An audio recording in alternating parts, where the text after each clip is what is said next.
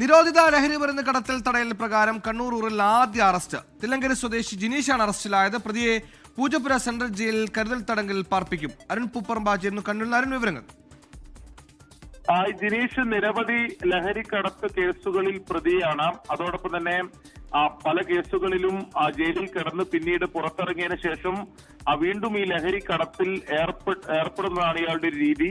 അങ്ങനെ ഒരു ഈ ലഹരി ഉപയോഗവും ഇടപാടുമായി ബന്ധപ്പെട്ട ഒരു സാമൂഹിക പ്രശ്നമായി ഇയാൾ മാറി എന്നതാണ് പോലീസ് പറയുന്നത്. അങ്ങനെയാണ് ഇയാളെ ഈ നിരോധിത ലഹരി മരുന്ന് കടത്തൽ തടയൽ നിയമപ്രകാരം കരുതൽ തടങ്കിൽ അടക്കുന്നതിന് വേണ്ടിയിട്ടുള്ള റിപ്പോർട്ട് റൂറൽ പോലീസ് മേധാവി അഡീഷണൽ ചീഫ് സെക്രട്ടറിക്ക് കൈമാറിയത്.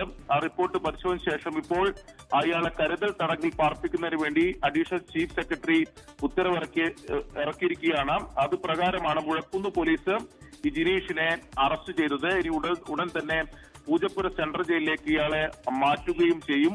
1 വർഷം വരെ കരുതൽ തടങ്കിൽ പാർപ്പിക്കാൻ കഴിയുന്ന നിയമമാണ് ഈ പിറ്റ് NDPS ആക്ട്. അത് പ്രകാരമാണ് ഈ തില്ലങ്കേരി സ്വദേശിയായിട്ടുള്ള ജിനീഷിനെ പോലീസ് അറസ്റ്റ് ചെയ്തിട്ടുള്ള ഉടൻ തന്നെ ജയിലിലേക്ക് മാറ്റുകയും ചെയ്യും.